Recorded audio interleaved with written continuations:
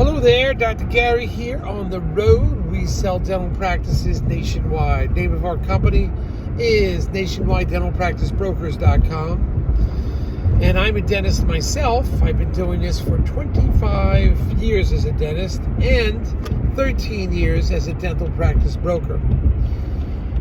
So today's topic is, how much time should a seller spend showing a dental office on the first visit of a buyer? How much time should you allocate?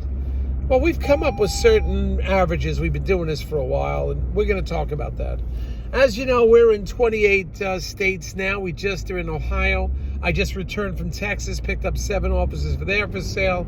Plus, I'm going to North Carolina next week. I'm excited about that. Got a little weather here, gray, cold, wet. I'm dying to get out of New Jersey. So I'm going to be, excuse me here, I'm driving. This guy just hanging out on his flat tire. What is this guy doing? Be very safe on the road. You got to be careful out there.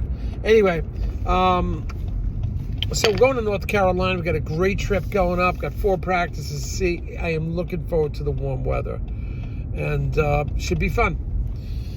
So everything you're about to hear today is, it's not legal or business advice. It's for entertainment purposes only. It's our opinions, okay? Mind that. Now, our phone number is 201-663-0935. Our website is dentalpracticeguide.com or nationwidedentalpracticebrokers.com. We sell dental practices nationwide. 201-663-0935 is our number. Website, dentalpracticeguide.com or Nationwide Dental Practice. Just mentioning that again to you in case you missed it just before. So now,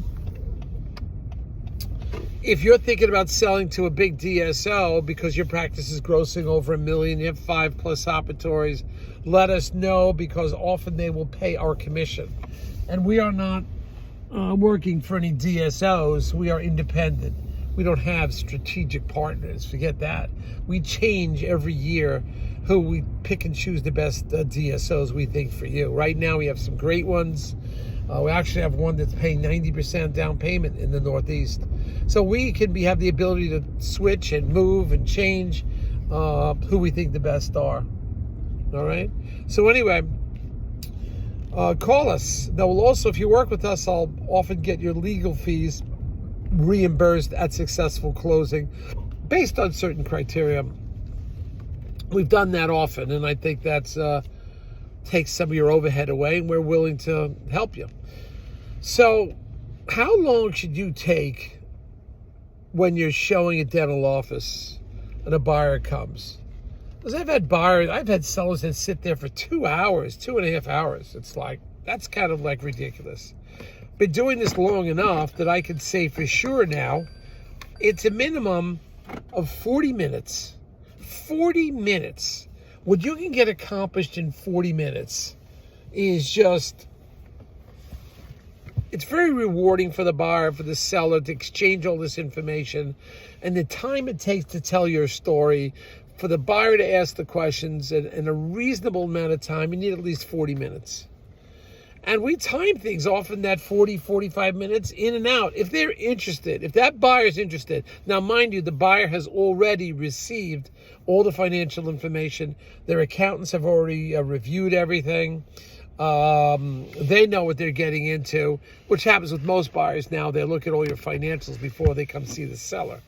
So they at least have those expectations. They can have their questions ahead of time, whatever, and it should answer most of their questions. Seeing the office and meeting the 2 doctors, that's so important, to meet each other face to face. Even though the decision is often made by cash flow, it is it's made by cash flow decision. It's often a gut feeling too. You got to feel good about it. You got to check the equipment out, the location and such. But 40 minutes to an hour is about the time frame. Once you go over an hour, who knows? You don't know if this buyer is going to buy anyway. So stick in that 40 minutes to 45 to 50 and move it out. And then it should be sufficient time. If the buyer's interested, believe me, 48 hours later, usually, I don't know why 48 hours, but 48 hours is usually the time period on which they'll get back to you. On average, it's not always 100%, but 48 hours, they will get back to you. So 40 to 45 minutes, maybe an hour, cut it off at an hour.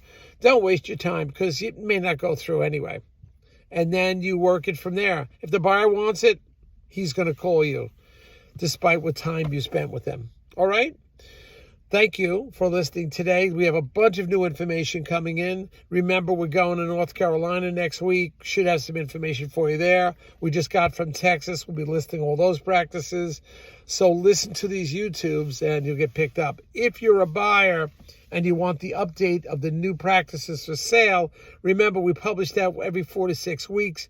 If you're on our list, and you signed in on disclosure and get pre-approved for a bank loan, which I think is important, we will be automatically send you that list. So that's going to be coming up. We have some great topics coming up. Listen to the North Carolina deals. It's exciting. It's very exciting for us. We hope it's as exciting for you and as rewarding. Having a great time. Dr. Gary going shopping now. All right.